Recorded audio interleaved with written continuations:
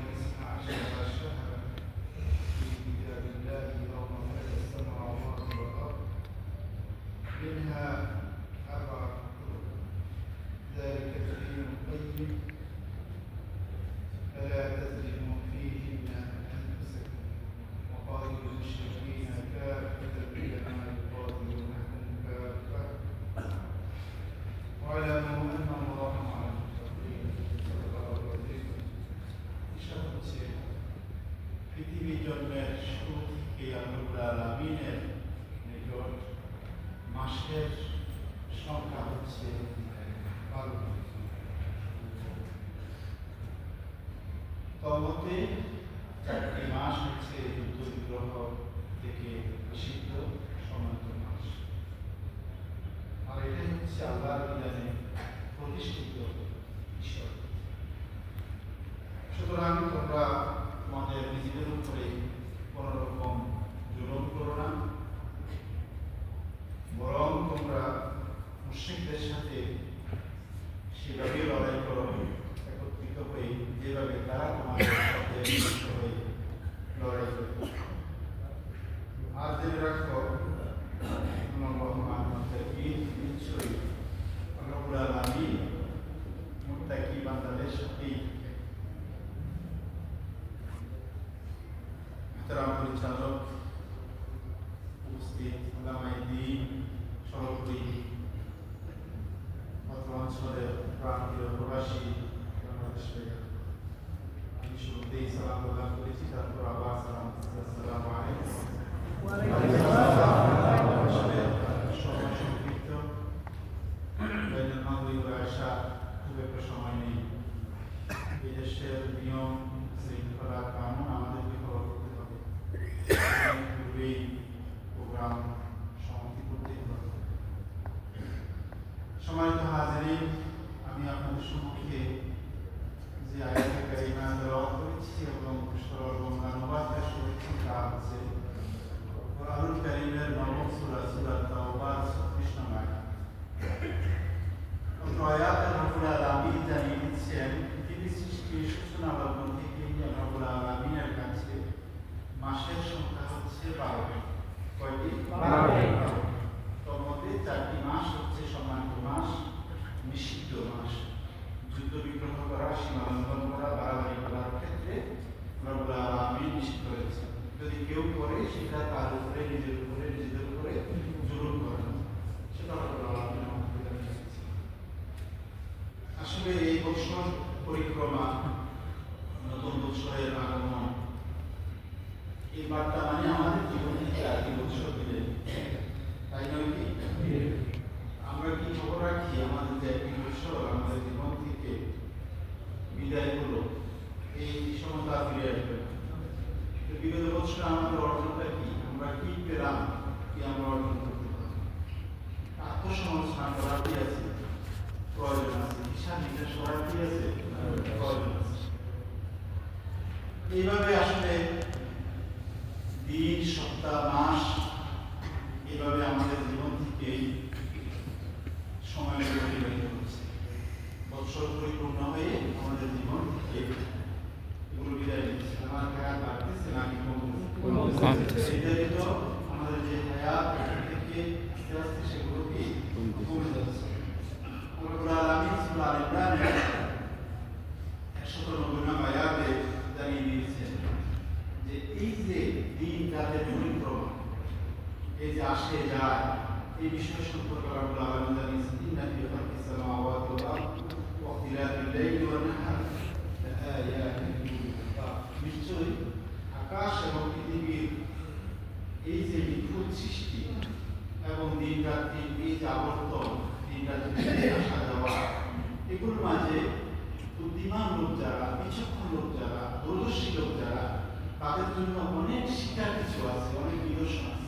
তারা এগুলো নিয়ে ভাবে, এগুলো নিয়ে চিন্তা করে যে একটা বছর পার হয়ে গেল, আনন্দ করার মতো কিছু নেই। নতুন বছর আসছে, অনেকে কি নতুন বছর উদযাপন করে আনন্দ করে। এটা আসলে আনন্দের বিষয় না, এটা বিরহের বিষয়, এটা বেদনার বিষয়। আমার জীবন থেকে একটা বছর কি হয়ে গেল, চলে গেল। এই দিনটাতে আবর্তনে আমাদের হায়াত এবং সময় যে দ্রুত শেষ হয়ে যাচ্ছে, এই চেতনা আমাদের অনেকের মাঝে নেই। দুনিয়া নিয়ে আমরা এত মশগুল, এত ব্যস্ত, আমরা এই হিসাব করি না। আমরা এই অনুভূতি আমরা হারিয়ে ফেলছি। তাছাড়া আমাদের মধ্যে থেকে সময়ের যে গল্প, সেটাও আমরা আমি উঠিয়ে নিয়েছি। সেটাকে আপনার এই সময়ের যে গল্প, সেটা উঠিয়ে নেওয়া, এটা আমাদের আলোচনার মাঝে অন্যতম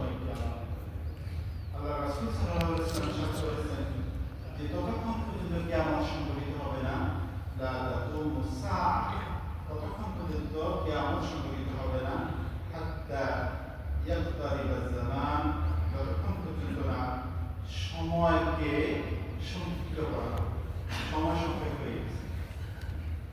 কিভাবে? রাসূল বলছেন যে তাকুনু সানাতু কাশাহর, মানুষের কাছে মনে হবে যে একটি বছর শেষ হয়ে গেল, বাজারে একটি মাস চলে গেল। একটি বছর একটি মাসের মতো মনে হবে। কদিন হলো? 12 মাস চলে গেছে, মনে হয় একটি মাস। ওয়াশাহরু কাল জুমআ, আর একটি মাসকে মনে হবে যে একটি সপ্তাহ, একটি সপ্তাহ মতো মনে হবে। 30 দিন চলে গেছে, মনে হবে যে কি একটি সপ্তাহ অতিবাহিত হয়েছে। ওয়াল জুমআতু কাল ইয়াউম, আর এক সপ্তাহ মনে হবে যে একদিন, একদিনের মাধ্যমে কি হয়ে গেছে? এক সপ্তাহ বিদায় হয়ে গেছে। ওয়াল ইয়াউমু কা'তিরাকিল খিরকা, আর একটা দিনকে মনে হবে যেন নেকড়া বা কাপড়ের মাঝে আগুন লাগালে সেটা জ্বলতে যতক্ষণ লাগে। আবার কোন হাদিসে বলা হয়েছে যে খেজুরের যে ডাল, সেটাকে আগুন লাগালে জ্বলতে যতক্ষণ সময় লাগে, ওই সময়ের সাথে দিনের তুলনা করা হয়েছে। মানে কতটুকু সময়ের মাঝে মনে হয় যে দিনটা শেষ হয়ে গেছে। এইভাবে সময়ের বরকত আমাদের দিকে বসে নেওয়া হয়েছে, কিন্তু সময় অতিবাহিত হচ্ছে, জীবন থেকে সময় কি হচ্ছে? অতিবাহিত হচ্ছে। আসলে এইভাবে যখন আমাদের সময় সমাপ্ত হবে, আমাদেরকে হৃদয়ের ডাকে সাহায্য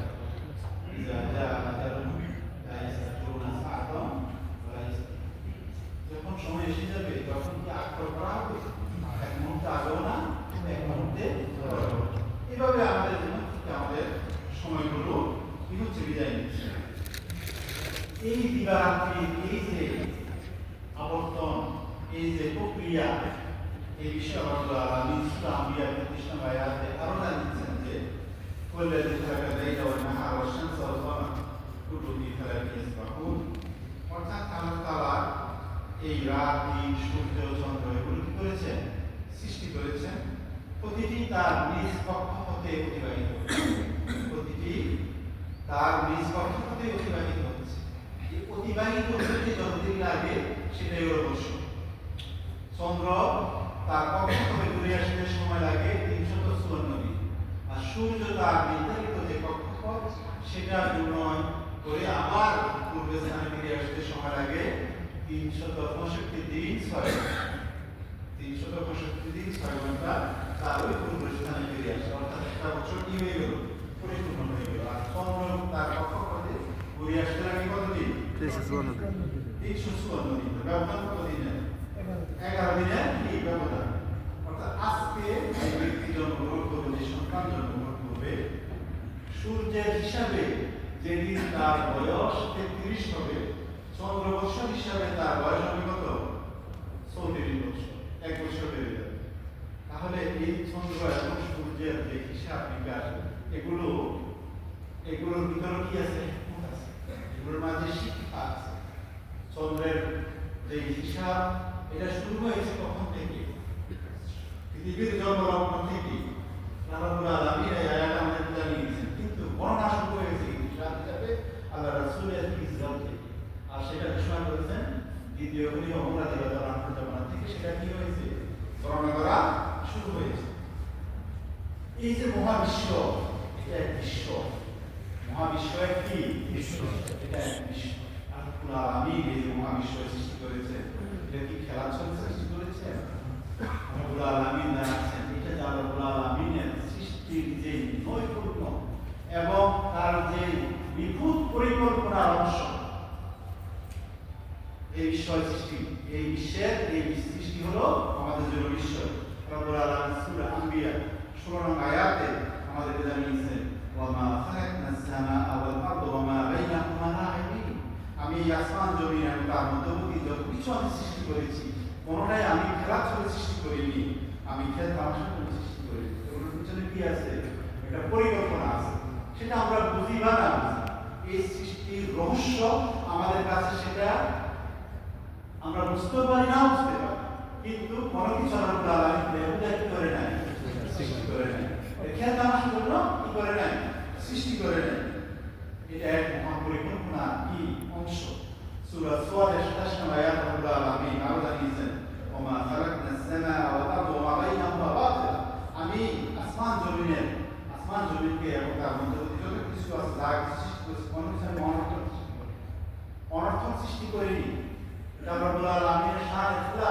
যে আমরা বলে আর আমি অনর্থক কোনো কিছু সৃষ্টি করছি, অনেক কিছু আমাদের জন্য ক্ষতিকর, কিন্তু তার যে উপকারিতাও আছে সেটা আমরা জানি না। সেটা জানে কে? আমাদের সীমিত জ্ঞান দ্বারা আমাদের কাছে মনে হচ্ছে যে এই সৃষ্টিটা না হলে, এই সাপটা যদি না হতো তাহলে মানুষের দর্শন করতো না, মানুষ মারা যেত। কিন্তু সাপের এই বিষাক্ত ওষুধ দিয়ে যে মানুষের জীবন রক্ষাকারী ওষুধ তৈরি হয়, এটা কয়দিন আগে জানা গেছে না। চিকিৎসা বিজ্ঞানের উন্নতির মাধ্যমে সেটা কি আমাদের বিশ্বের আমরা জানতে পেরেছি। তার আগে তো আমরা এটা আমাদের দুশ্মন মনে করতাম যে সাপ দর্শন করলে মানুষ মারা যায়। অভিভাবক রব্বুল আলামিনের কোন সৃষ্টি বেহুদা নয়, অনর্থক নয়, এটা রব্বুল আলামিনের কি ঘোষণা। এই জন্য রব্বুল আলামিন বলছে আমার সৃষ্টি জগতে তোমরা দৃষ্টি দাও, দেখো, গভীর মনোযোগ সহকারে যদি সেগুলো চিন্তা করো, তাহলে তোমরা এই সৃষ্টি জগতের মাঝে কোনো খুঁত পাবে না, কোনো ত্রুটি পাবে না, কোনো বেজার পাবে না। সূরা মুলকের 3 নং আয়াত অংশ বিশেষ রব্বুল আলামিন জানাচ্ছেন যে মা তারা মিন খালকুর রহমান, তোমরা এই দয়াময় আল্লাহর সৃষ্টি জগতের দিকে তাকাও, চিন্তা করো এখানে কোনো কি হবে না, ত্রুটি বিচ্যুতি খুঁত পাবে না।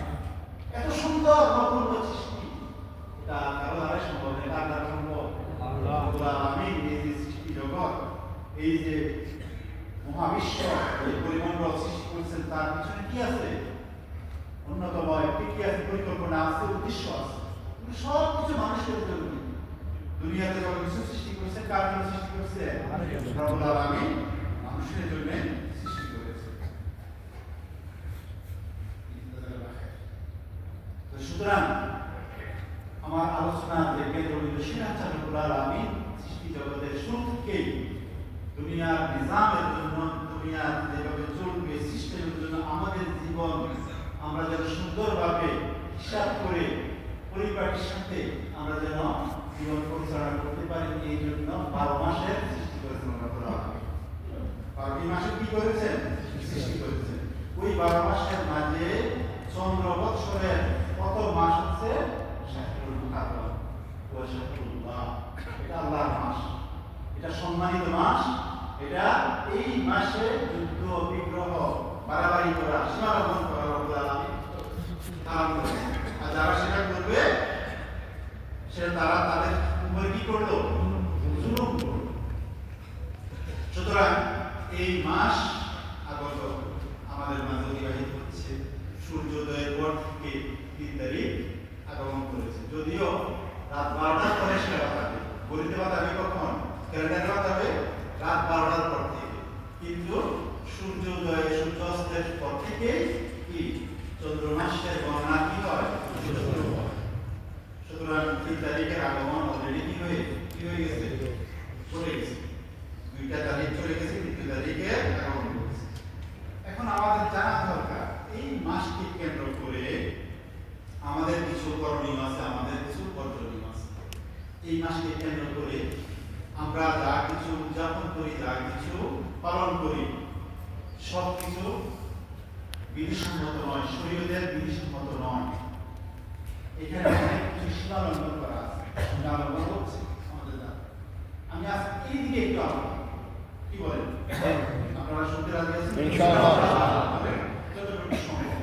জি, এই মাসকে কেন্দ্র করে, বিশেষ করে এই মাসের একটি দিনকে ইয়াউম আশুরা বলা হয়।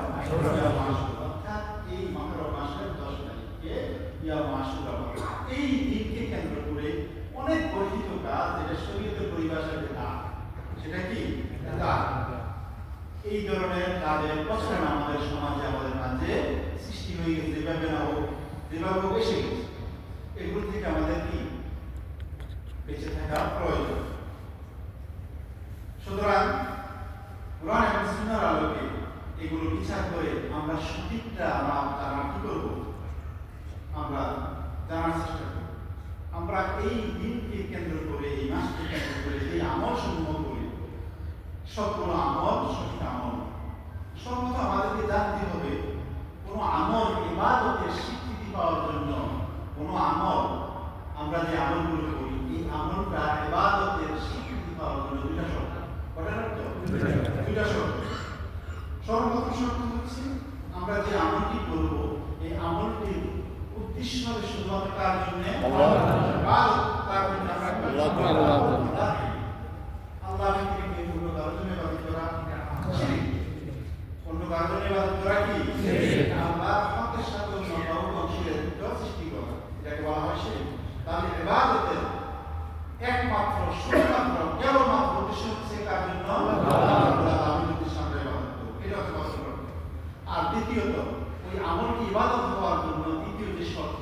সেই শর্তটা হচ্ছে এই ইবাদতটি করতে হবে আল্লাহ রাসূলের দেখানো বাতানো পদ্ধতি অনুযায়ী।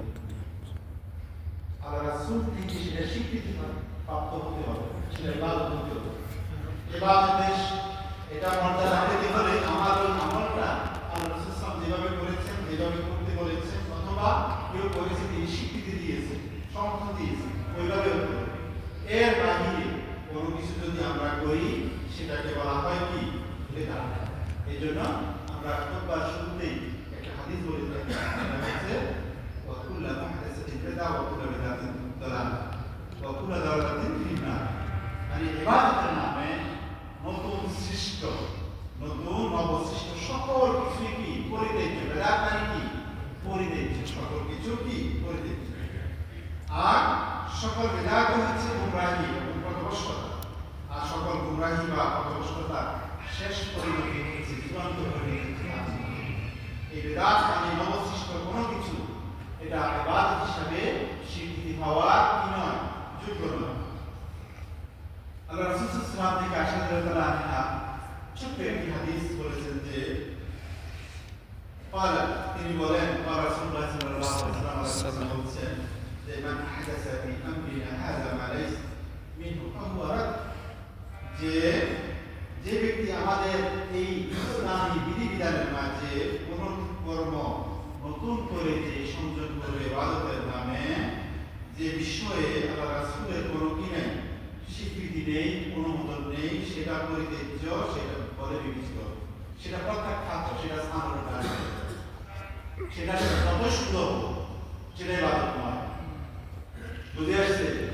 যেটা যত সুন্দর হোক, দেখতে যত কি সুন্দর হোক না কেন সেটা ইবাদত হিসাবে স্বীকৃতি পাবে না, সেটা কি পরিত্যাজ্য, এটা পরিত্যাজ্য।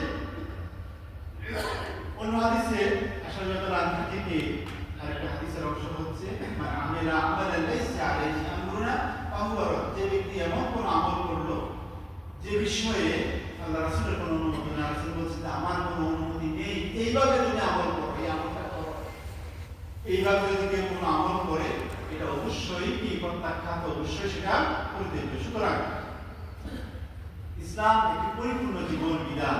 এখানে ইবাদতের কোনো কিছু আল্লাহ রাসূল সাল্লাল্লাহু আলাইহি ওয়াসাল্লাম বাকি রাখেননি। সব কিছু দেখিয়েছেন, সব কিছু শিখিয়েছেন অথবা অনুমোদন করেছেন। এখানে কোনো কিছু কি নাই, শূন্যতা ছিল না যে আপনি নতুন করে কোনো কিছু সৃষ্টি করে সেই শূন্যতা পূরণ করবেন, এমন কোনো গ্যাপ নাই। এইখানে যদি পানি পুরো থাকে আপনি তুলে ফেলতে পারবেন, স্থান আছে? এটা আমি যদি বলি এই কতটা পরিপূর্ণ, তাহলে এখানে কোনো কিছু আর নতুন করে সুন্দর করার সুযোগ আছে? আল্লাহ রাব্বুল আলামিন স্পষ্ট ভাষায় সূরা মায়েদার ৩ নম্বর আয়াত আল্লাহ রাসূল ইসলামের বিদায় হজের সময় যে আয়াতে কারিমা নাযিল হয়েছিল সেখানে স্পষ্ট ভাষায় জানিয়ে দিয়েছেন যে আল ইয়াউমা আকমালতু লাকুম দীনাকুম ওয়া আতমামতু আলাইকুম নি'মাতি ওয়া রাদিতু লাকুমুল ইসলামা দীনান।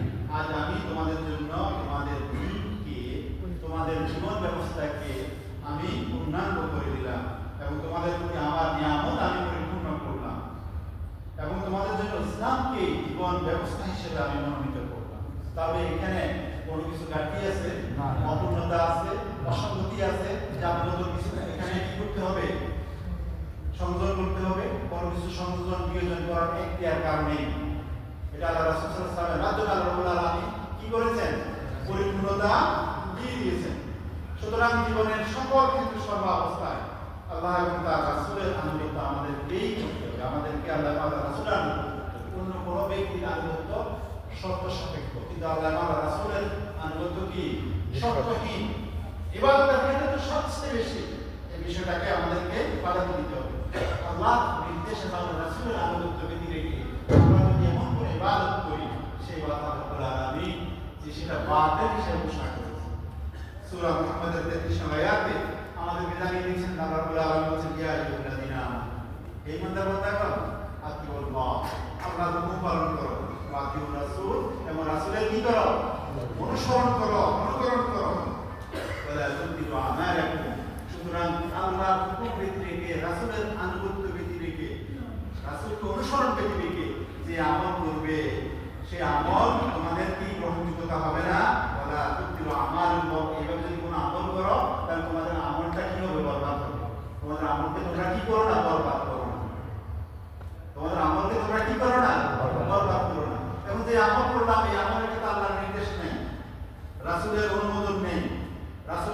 অনুসরণ নেই, রাসূলের অনুকরণ নেই, সেটা ইবাদতের স্বীকৃতি পাবে না। শুরুতেই বলেছি ইবাদত, কোনো আমল ইবাদত হওয়ার জন্য দুইটা শর্ত থাকতেই হবে। এই দুই শর্ত ব্যতি রেখে আমাদের কোনো আমল সেটা ইবাদতের কি মর্যাদা পাবে না। সুতরাং আল্লাহ রাসূল আল্লাহ রাব্বুল আলামিন আরো ঘোষণা করেছেন সূরা হাশরের 7 নং আয়াতে, মা আতাকুম রাসূল ফাখুযুহু ওয়া মা নাহাকুম আনহু ফান্তাহু। যারা রাসূল যা এনেছেন তোমাদের জীবন পরিচালনার জন্য, যা দেখিয়েছেন, যা শিখিয়েছেন, তোমরা সেটাকে কি করো? গ্রহণ করো। সেটাকে তোমরা গ্রহণ করো। আর যেটা করতে নিষেধ করেছেন সেটাকে তোমরা কি করো? বর্জন করো। তো বিদআত করার জন্য আল্লাহ রাসূল সাল্লাল্লাহু আলাইহি ওয়াসাল্লাম কি নিষেধ দিয়েছেন, নির্দেশ দিয়েছেন, আদেশ দিয়েছেন? বরং সেটা থেকে বাঁচার জন্য, সেটাকে প্রত্যাখ্যান করার জন্য নির্দেশ দিয়েছেন। তাহলে আল্লাহ রাসূল সাল্লাল্লাহু আলাইহি ওয়াসাল্লাম যা এনেছেন সেটাকে গ্রহণ করতে হবে, যা নিষেধ করেছেন সেটাকে প্রত্যাখ্যান করতেই হবে। এই পর্যায়ে যে বিষয়টা বলবো সেটা হচ্ছে আমাদের এখন করণীয়টা কি? তাহলে এই মাসকে কেন্দ্র করে এবং এই দিনকে কেন্দ্র করে, মুহররম মাস এবং ইয়াউম আশুরা নিয়ে আমাদের করণীয়টা কি?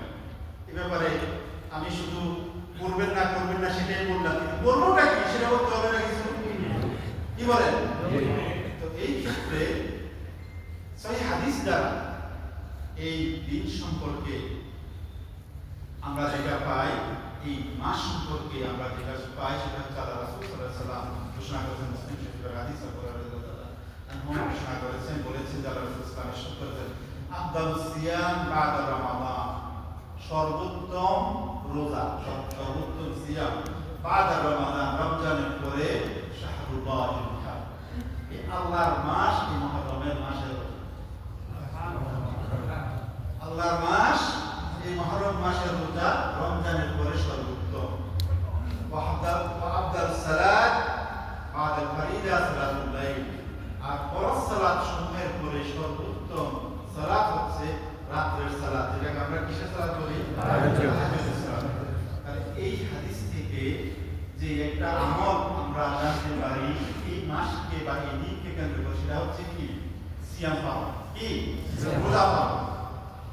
মুহররম মাসের এই সোম বলতে সেটাকে আশুরার যে সোম, যেটা সেটাকে কি বোঝানো হয়েছে? বিখ্যাত সাহাবী আমি কাতাদা রাদিয়াল্লাহু আনহু থেকে বর্ণিত, কাতাদা আনসারী থেকে বর্ণিত, আন্না রাসূলুল্লাহ সাল্লাল্লাহু আলাইহি ওয়াসাল্লাম, আল্লাহ রাসূল সাল্লাল্লাহু আলাইহি থেকে তিনি বর্ণনা করেন যে সুয়েরাত তাকে প্রশ্ন করা হয়েছিল আন সাওমি আশুরা, এই আশুরার দিন অর্থাৎ 10 মুহররমের রমজান সম্পর্কে, রোজা রাখা সম্পর্কে আল্লাহ রাসূলকে জিজ্ঞেস করা হয়েছিল। ফাকাল রাসূলুল্লাহ সাল্লাল্লাহু আলাইহি ওয়াসাল্লাম, তখন আল্লাহ রাসূল সাল্লাল্লাহু আলাইহি ওয়াসাল্লাম ওই প্রশ্নের জবাবে বলেছিলেন যে ইউকাফিরু সানাতাল মাদিয়া, যে তোমরা যদি আশুরার দিনে রোজা রাখো তাহলে আমি আশা করতেছি যে তোমাদের বিগত 1 বছরের তোমাদের ছোটখাটো গুনাহগুলো আল্লাহ ক্ষমা করে দেবেন। বিগত 1 বছর কত গুনাহ করছি আমরা হিসাব রাখছি না? ব্যাংক ব্যালেন্স কত করি সেটা আমাদের হিসাব আছে, কত টাকা দেশে পাঠাইছি পরিবারের খরচের জন্য, ছেলের জন্য, মেয়ের জন্য হিসাব আছে। উল্টাপাল্টা বলে আমার কাছে হিসাব আছে, রাফের কি আছে, কফি আছে আমাদের কাছে, কফি আর টাকা দিয়ে যাবো কিভাবে খরচ করছো? বাবির সাথে লগ্নদপি চলে না, বেশি পয়সা খরচ করবে, ওই হিসাব আমাদের কাছে আছে। কিন্তু কত অপরাধ করছি, ছোট বড় এই অপরাধ হিসাবে আমাদের কাছে আছে। কিন্তু একদিন যদি আমরা রোজা রাখি, অর্থাৎ 10 মুহররম আশুরা রোজা যদি রাখি, বলছেন যে ইউকাফিরু সানাতাল মাদিয়া, তোমার বিগত 1 বছরের গুনাহ কাফারা হিসাবে এই রমজানকে এই রোজাকে আল্লাহ কবুল করবে। অন্য হাদিসে প্রায় একই অর্থ হলো, রাসূল সাল্লাল্লাহু আলাইহি ওয়াসাল্লাম হাদিসে আল্লাহ ইউকাফিরু সানাতাল ক্বাবলা, আমি আশা করি আল্লাহ আলামিন এই একদিনের রমজানকে তোমার বিগত বছরের, আগের বছরের, পূর্বের বছরের কাফারা হিসাবে সেটাকে কি করবেন? গুনাহের কাফারা হিসাবে আল্লাহ আলামিন কি করবেন? গ্রহণ করবেন।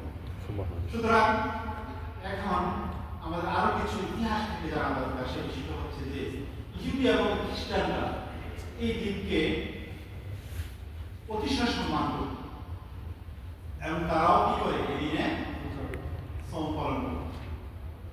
এখন তাদের আমলের সাথে দেখেন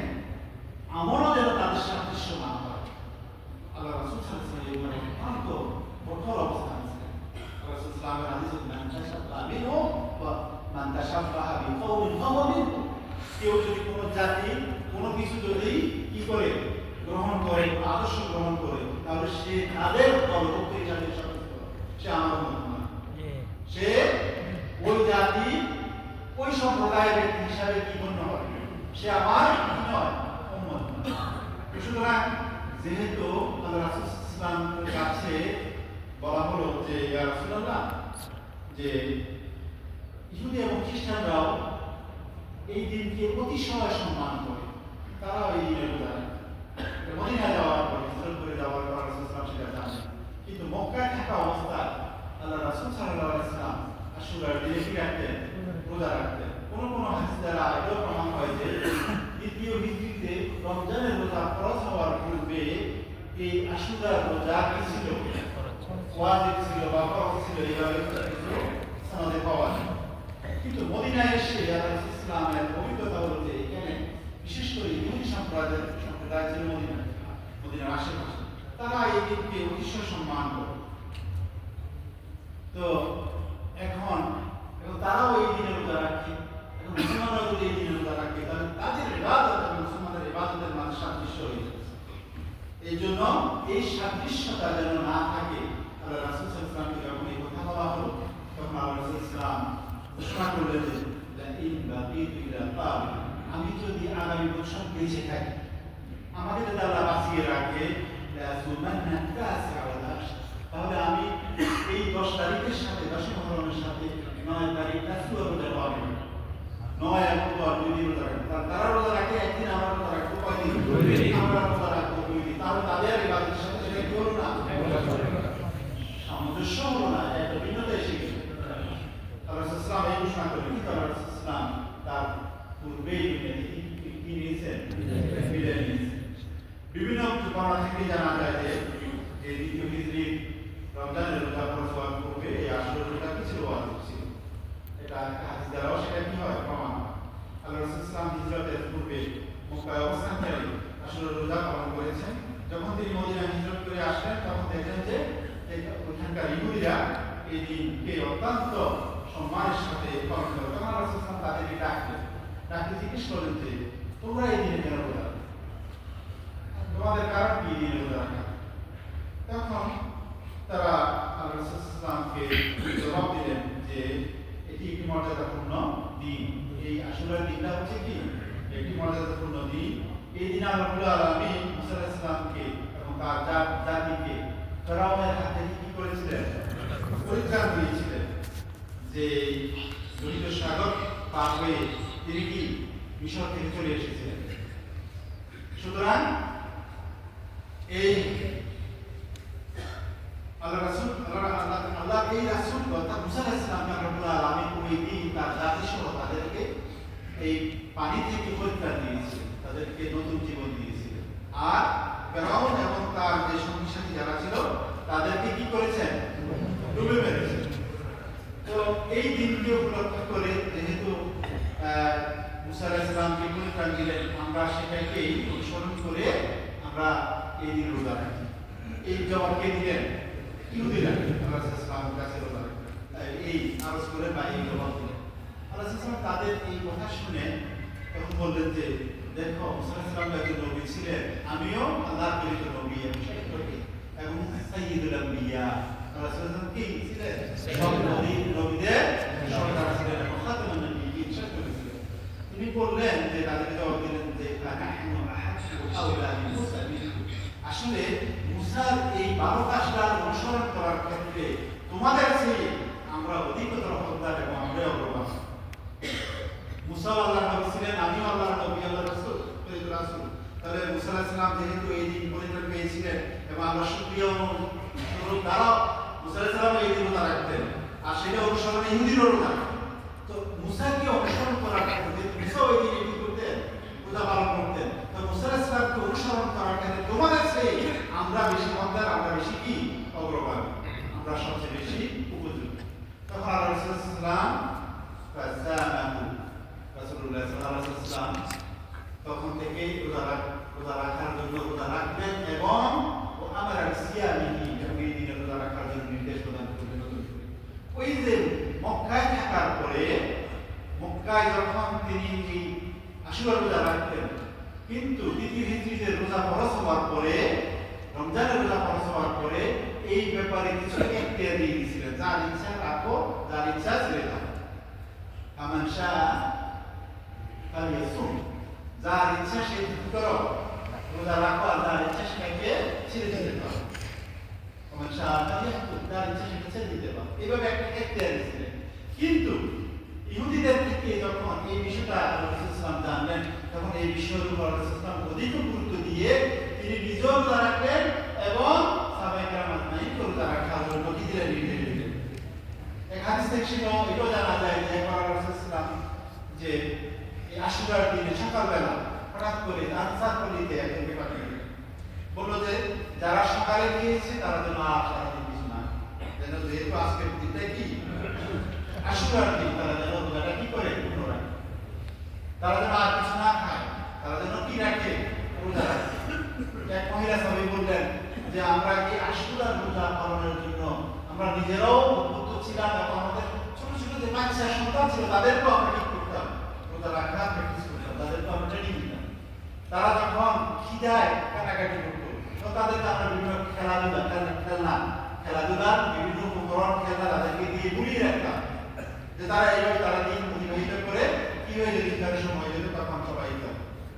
তাহলে এই দিনের একমাত্র শুধুমাত্র স্বীকৃত আমল হচ্ছে কি, রোজা পালন। পুরো মহরম মাসের রোজার তো গুরুত্ব আছে, যেটা আগেই মানে হাদিস থেকে আমরা কি পেয়েছি, প্রমাণ পেয়েছি। বিশেষ করে আশুরাকে কেন্দ্র করে একমাত্র শুধুমাত্র স্বীকৃত আমল হচ্ছে কি, রোজা পালন। সুতরাং এই দিনে রোজা পালন দিনে কি আর কোন স্বীকৃত আমল প্রমাণিত নয়। আর রোজা রাখতে হবে 9 এবং 10, আবার কোন কোন বর্ণনায় পাওয়া যায় 9, 10, 11 তিন দিন রাখলে আরো উত্তম। তবে একটা যেন না হয়, একটা রাখা কি মাকরুহ, শুধু একটা রোজা রাখা কি এটা অপছন্দের, যেটা আল্লাহ রাসূল সাল্লাল্লাহু আলাইহি ওয়াসাল্লাম নির্দেশ দিয়ে গেছেন যে আমি বেঁচে থাকলে আমি কি করব, আগে দিন রোজা রাখব। এই জন্য ইবনে আব্বাস থেকে বর্ণিত যে তার কওল হচ্ছে যে সুমু ইয়াউম আশুরা, তোমরা আশুরা রোজা রাখো, ওয়া খালিফু ফিহি ইয়াহুদ, এবং তোমরা ইহুদিদের কি করো, বিপরীত তোমরা আমল করো। সুমু ক্বাবলাহু ইয়াওমান আও বা'দাহু ইয়াওমান, তোমরা তার পূর্বে একদিন অথবা পরে একদিন সেটার সাথে কি করো, যোগ করে নাও।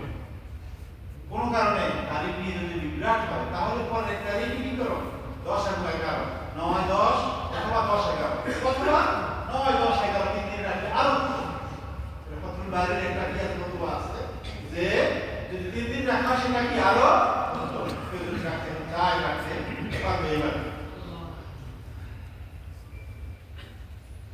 শুধুমাত্র একটু রোজা রাখা সেটা কি নয়, এটা উচিত নয়, এটা মাকরুহ। তবে এই দিনটি উপলক্ষ করে সর্বশেষ যে বিষয়টা আমি আপনাদের আলোচনা করব, এই দিনটি উপলক্ষ করে অন্য কোনো বৈধ আমলকেও এই দিনের সাথে খাস করে নেওয়া সেটা কি নয়, এটা হচ্ছে না, এটা বৈধ আমল, আপনি ভালো আমল করতেছেন, কিন্তু এই দিনের সাথে এই রাত্রির সাথে যদি আপনি যেটাকে খাস করে নেন সেটা কি হবে, বেদাত। আপনি রাত্রি জাগরণ করা, রাত্রি জেগে তাহাজ্জুদ সালাত করা, এটা কি ভালো কাজ না খারাপ কাজ?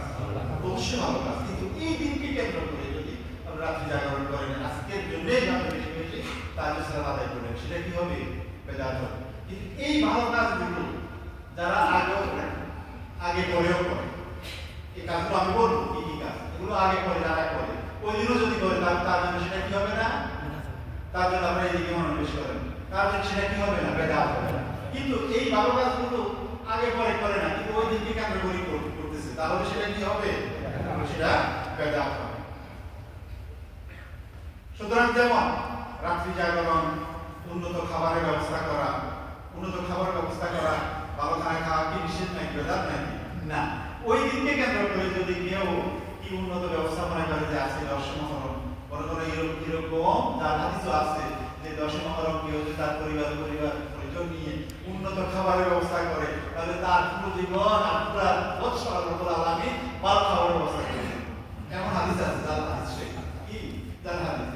সুতরাং এই দিনকে, এই রাতকে কেন্দ্র করে উন্নত খাবারের ব্যবস্থা করা, পশু জবে করা, কোথাও কোথাও বাংলাদেশের এমনও আছে যে এই দিনকে উপলক্ষ করে পশু জব করে ওই এলাকার লোকেরা কি করে বন্টন করে নিয়ে যায়, মানে আজকে একটু ভালো খাবে, কিন্তু পশু জবাই করা আল্লাহ নামে জবাই করে যদি পুষ্ট খায় সেটাকে হারাম হবে। কিন্তু এই দিনকে, এই মাসকে, এই রাতকে উপলক্ষ করাটা কি হবে? সেটাকে জানা হবে। কবর জিয়ারত করা কি ভালো কাজ না খারাপ কাজ? ভালো কাজ। অবশ্যই ভালো কাজ। কবর জিয়ারত করা রাসূল সাল্লাল্লাহু আলাইহি ওয়াসাল্লাম কি করছেন? নির্দেশনা দিয়েছেন, প্রথম থেকে নিষেধ করেছিলেন। কারণ মানুষ যদি কবর কি হয়ে যায়, এখানে কবর পূজার কি আছে, আশঙ্কা আছে। কিন্তু পরবর্তীতে আবার নিষেধ দিয়েছেন যে তোমরা বেশি বেশি কি করো জিয়ারত করো। কারণ কবরস্থানে গেলে মানুষের পরকালের কথা চিন্তা করে, মরণের কথা তার কিছুক্ষণের সময় হলো কি অন্তর জাগ্রত হয়। এই কবরবাসী যারা, তারা একদিন তার মতো কি ছিল, এই দুনিয়ায় বিচরণ করতো। আজকে সে কোথায়? তার পূর্বপুরুষ, তার বাপ দাদা এই পৃথিবীতে বিচরণ করেনি, এই বাড়িতে ছিল না, এই মহালয় ছিল না। আজকে তাদের অবস্থান কোথায়? এই কবরের নিচে, এই কবরের মাটির নিচে। ওইখানে গেলে পরকালের কথা কি হয়, মানুষ স্মরণ হয়। এই জন্য আমরা তোমরা বেশি বেশি কি করো, কবর জিয়ারত করো। কিন্তু এই ভালো কাজটা ওই রাত্রে, ওই দিনকে উপলক্ষ করে করাটা কি হবে? তারপর নফল সালাত আদায় করা, ওই দিনে বেশি বেশি দান সৎকার করা, অন্য দিন দান সৎকার করা, ওই দিনে কেউ যদি আগে পরে করে ওই দিনে করে, তার জন্য সেটা কি হবে না? এই ভালো কাজগুলো আগে পরে যারা করে ওই দিন করলে তার জন্য বেদাত হবে। কিন্তু ওই দিনকে উপলক্ষ করে করা, সেটা কি হবে? বেদাত হবে। তারপর খাদ্য বিতরণ করা, পানি বিতরণ করা, যে মুসা রাদিয়াল্লাহু আনহু কারবালার ময়দানে পানি পায়নি, এই জন্য কি পানি বিতরণ করলে বেশি সওয়াব হবে।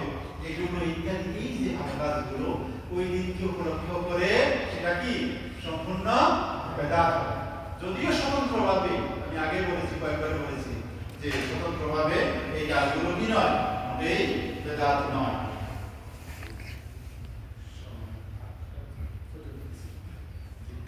আমি শেষ করে দিচ্ছি, আমার সময় তো শেষ হয়ে গেল। সুতরাং দ্বিতীয় যে কাজগুলো সম্পূর্ণ হারাম, সেটা হচ্ছে কিছু সম্প্রদায় আছে, আমি কোন সম্প্রদায় কি নাম দিতে চাই, স্পষ্টগত বিষয়, যে তারা এই কাজগুলো করে, অর্থাৎ তাদের মিছিল করা, সুখ মাতম, তারপরে লাঠি খেলা, তরবারি খেলা, শরীর রক্তাক্ত করা, বুক চাপড়ানো, পোশাক ছিঁড়ে ফেলা, মেলার আয়োজন করা, এগুলো সম্পূর্ণ কি বেদাত এবং বর্জিত কাজ। এগুলোর সাথে ইসলামের কি নাই, দূরতম সম্পর্ক নেই। পরিশেষে যে বিষয়টি বলে আমি আমার আলোচনা শেষ করব, সেটা হচ্ছে আসলে আশুরার যে তাৎপর্য, যে ফজিলত, এর সাথে কারবালার যে মর্মান্তিক ঘটনা, এর সাথে কোনো দূরতম সম্পর্ক নেই। কারণ ইসলাম আগমনের পূর্বে, আল্লাহ রাসূলের আগমনের পূর্বে কি ছিল? এই আশুরা ছিল। এটা তো কখন থেকে শুরু হয়েছে? মুসা আলাইহিস সালামের সময় থেকে শুরু হয়েছে। আর এই দিনে অনেক ঘটনা করছে, কিছুটা প্রমাণিত, কিছুটা অপ্রমাণিত, যাই হোক এগুলো তো পূর্ব থেকেই ছিল। আল্লাহ রাসূল সাল্লাল্লাহু আলাইহি ওয়াসাল্লাম আশুরা পালন করেছেন, সাহাবায়ে কেরাম করেছেন, আশুরা আজমাইন আশুরা পালন করেছেন। বরং আল্লাহ রাসূল সাল্লাল্লাহু আলাইহি ওয়াসাল্লামের ইন্তেকালের প্রায় 50 বছর পর 61 হিজরিতে কারবালার যে বিজয় বিজয়ের যে মর্মান্তিক ঘটনা যে সংঘটিত হয়েছিল, ঘটনা চক্রে সেই দিনটা ছিল কি 10 মুহররম। কিন্তু 10 মুহররম মানে কি নয়, আশুরা নয়। আশুরা মানে 10 মুহররম নয়। এর সাথে এই যে মিলিয়ে ফেলা, এটা সম্পূর্ণ কি ছিল, বাড়াবাড়ি ছিল। তাই বলে আশুরা মানে কারবালা নয়। আল্লাহ রাসূল সাল্লাল্লাহু আলাইহি ওয়াসাল্লাম এবং সাহাবায়ে আজমাইন যে আশুরা পালন করেছেন, তাদের কারবালার কোনো কি ছিল না, ঘটনা ছিল না। এই ঘটনার পরেও অনেক সাহাবী জীবিত ছিল। তারা আমাদের যে আল্লাহ রাসূলকে, আল্লাহ রাসূলের পরিবারকে বেশি ভালোবাসতেন না। তারা তো এইভাবে কি করে নাই, মাতম করে নাই, শোক করে নাই। এই মাতম, এই শোক করা, এগুলো ইসলামের মাঝে যে আগমন করেছে, এটা অত্যন্ত বর্জিত কাজ। আল্লাহ রাসূল সাল্লাল্লাহু আলাইহি ওয়াসাল্লাম স্পষ্ট জানিয়ে দিয়েছেন যে লাইসা মিন্না মান যারাবাল হুদুদ ওয়া শাক্কা যুয়ুব ওয়া দা'a বিদা'ওয়া জাহিলিয়া। যে শোকে বেহাল হয়ে যে ব্যক্তি গাল চাপড়ায়, তার কাপড় ছিঁড়ে ফেলে, জাহিলি যুগের ন্যায় আচরণ করে, সে আমার দলভুক্ত নয়। অন্য হাদিসের আরেকটা অংশ হচ্ছে আল্লাহ রাসূল সাল্লাল্লাহু আলাইহি ওয়াসাল্লাম আনিয়াহাতুল মাইয়িতি কুফরুন, কারণ মৃত ব্যক্তির জন্য উচ্চ স্বরে শোক পালন করা, মানে উচ্চ স্বরে কান্নাকাটি করা, এটা কুফরির বিষয়, এটা কুফরি।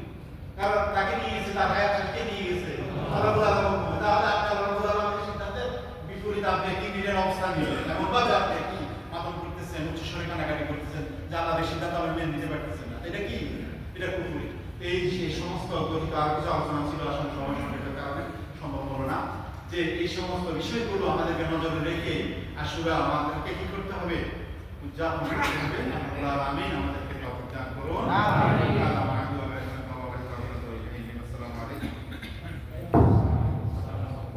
আসসালামু আলাইকুম ওয়া রাহমাতুল্লাহি ওয়া বারাকাতুহু। সম্মানিত উপস্থিতি, সম্মানিত ছেলেমেয়েরা, অত্যন্ত জ্ঞানগর্ভ আলোচনা আমরা শুনেছি। মতার কারণ তো তাজা খেদান করুন। সম্মানিত স্বেচ্ছাসেবক ভাইরা, আপনারা